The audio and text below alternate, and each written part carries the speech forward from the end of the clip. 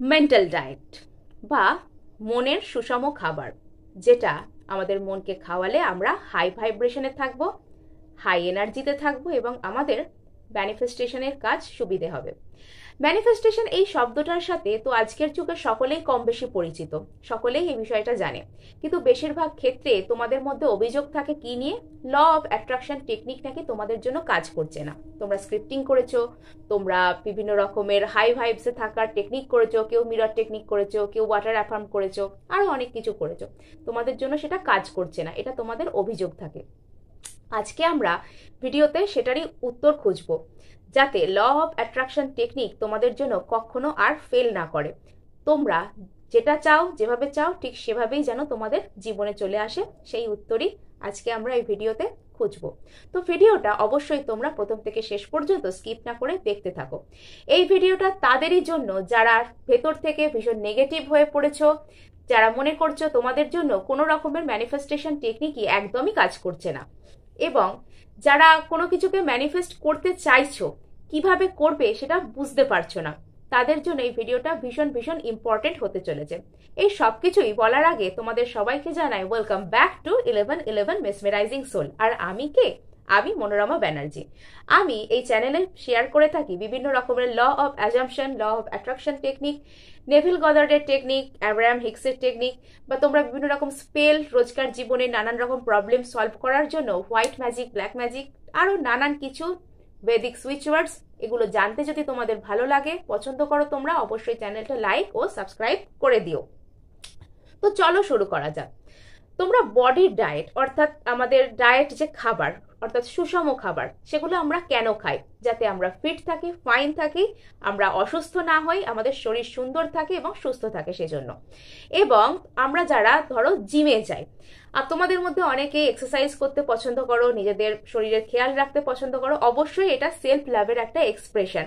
Self love কিন্তু খুবই গুরুত্বপূর্ণ, খুবই তোমরা ভালো কাজ করো। তোমরা তো অবশ্যই জানো যে তোমরা এক্সারসাইজ করছো বা জিম করছো, সেটা করার পর যদি তোমরা তোমাদের খাওয়া দাওয়াটার খেয়াল না রাখো, তোমরা এক্সারসাইজ করলে কিন্তু তোমরা বাড়িতে আনহেলদি ডায়েট খাচ্ছ, বা কোনো রকম কোনো কিছু আর কি আনহেলদি ওয়েতে তোমরা খাবার দাবার খাচ্ছ, তাতে করে কি হবে? তোমাদের এই এক্সারসাইজ কিন্তু কাজ করবে না, তোমরা অসুস্থ হবে, বা ঠিক যে শেপ বডিকে তোমরা দিতে চাও সেটা তোমরা করতে পারবে না।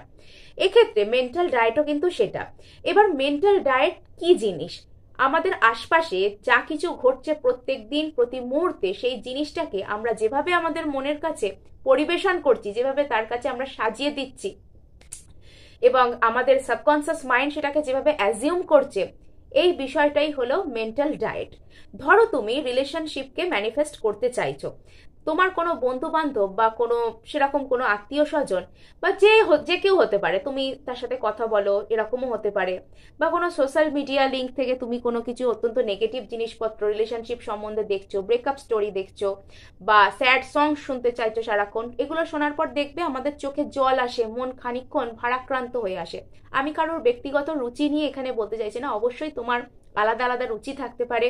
তুমি হয়তো কোনো একটা ধরনের গল্প পড়তে বা কোনো গল্প কন্টেন্ট দেখতে বা কোনো গান শুনতে তুমি পছন্দ করতেই পারো, কিন্তু যদি তুমি কোনো ভালো কিছু ম্যানিফেস্ট করতে চাও রিলেশনশিপ লাভের দিক থেকে, তাহলে এই ধরনের স্টোরি দেখা, এই ধরনের গান শোনা, এই ধরনের কথাবার্তা শোনা বন্ধ করো। যদি তোমার অত্যন্ত ভালো কোনো বন্ধু, রিলেশনশিপ ভালো নয়, বা কাউকে আজকাল ট্রাস্ট করা উচিত নয়, এই হয় ওই হয় সেই হয়, এসব যদি সারাক্ষণ কানের কাছে তোমার বলতে থাকে, তাকে হয় অ্যাভয়েড করো, নয়তো বা তার সাথে প্রসঙ্গ পাল্টে কথা বলো, বা সেই সময় যদি তাকে তুমি থামাতে পারছো না, সেই সময় মনের ভেতর তোমার প্রিয় কোনো ডেইটি হতে পারে বা তোমার প্রিয় কোনো মন্ত্র হতে পারে, সেটাকে মনে মনে চ্যান্ট করা শুরু করো। এই কথায় বেশি কানে নিও না, বেশি মনোযোগ সহকারে এই কথাগুলো শুনো না, কেননা এটা শুনতে শুনতে কিন্তু প্রত্যেক দিন সেটা তোমার মনটাও কিন্তু এরকম ভাবে তৈরি হয়ে যাবে। তোমার মন এই বিষয়গুলোকেই কিন্তু গ্রহণ করতে শুরু করবে, এবং তোমার ম্যানিফেস্টেশন কিন্তু ওয়ার্ক করবে না, স্পেসিফিক পার্সনকে তুমি অ্যাট্রাক্ট করতেও পারবে না।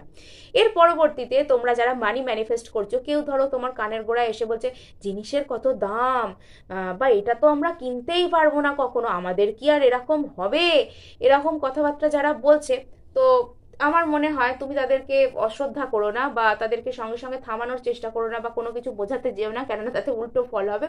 কথাগুলোকে খুব বেশি মন থেকে নিও না, পারলে সেখান থেকে চলে যাও বা প্রসঙ্গ পাল্টাও, অথবা মনে মনে ওই যেটা বললাম কোনো তোমার পছন্দের কোনো মন্ত্র, সেটা কোনো দেবী দেবতা বা অন্য কিছু হতে পারে, সেটাকে তোমরা চ্যান্ট করতে শুরু করো, মনে মনে কোনো সুইচ ওয়ার্ড বা পজিটিভ অ্যাফার্মেশনও দিতে থাকো। এবং সেলফ লাভ, এক্ষেত্রে সেলফ লাভ সব থেকে বেশি জরুরি, সেলফ টক সব থেকে বেশি জরুরি। এটা আমার কথা নয়, এটা বিখ্যাত নেভিল গদার্ডের উক্তি। সেলফ টক অর্থাৎ নিজের সাথে কথা বলা। মনে রাখবে তোমরা যে আমরা নিজেরাই কিন্তু পারি নিজেদেরকে সব থেকে বেশি আঘাত করতে বা হার্ট করতে। কিরকম ভাবে? আমরা নিজেরাই কিন্তু নিজেদেরকে সব থেকে বেশি জাজ করে ফেলি। কোনো কিছু ঘটনা, ধরো আমরা কোনো পোশাক পরে বেরোচ্ছি, আচ্ছা এটা আমি পরে যাচ্ছি, এটা করলে তো আমাকে লোকে এই বলবে সেই বলবে।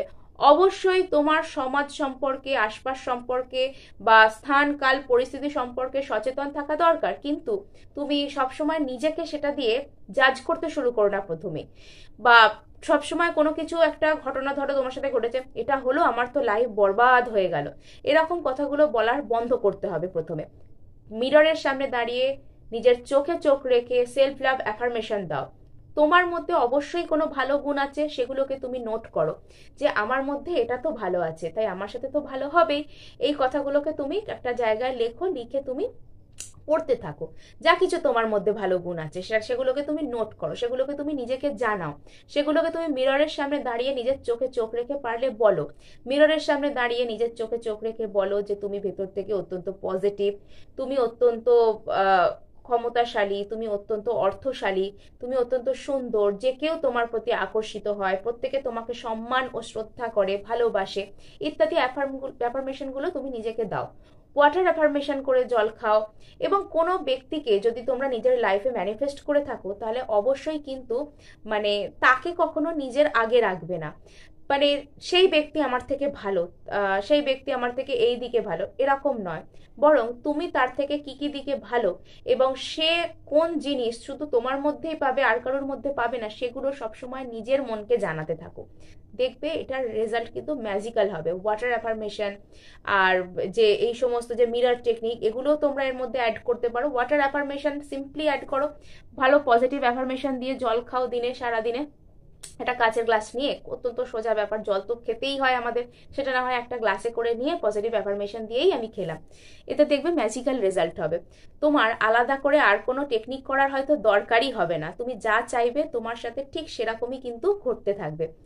অবশ্যই ভালো লাগলে ভিডিওটা তোমরা লাইক করো, শেয়ার করো, সাবস্ক্রাইব করো। দেখা হচ্ছে নেক্সট ভিডিওতে। আজকে এটুকুই, ধন্যবাদ।